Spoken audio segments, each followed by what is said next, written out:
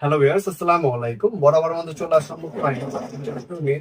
আজকে হচ্ছে আপনাদেরকে এমডি বক্স দেখাবো। এটা হচ্ছে এমডি বক্স। এটা সাইজ হচ্ছে আপনার 16x20। আমাদের সাইজ গুলো হয় আপনার 16-20, 18-24, 24-30, 30-36। এর থেকে বড় বড় সাইজ হয়, কিন্তু এগুলো কমন সাইজ। এগুলো সব প্রতিনিয়ত সবচেয়ে বেশি চাহিদা সম্পূর্ণ এবং চলে বেশি এগুলো সচরাচর।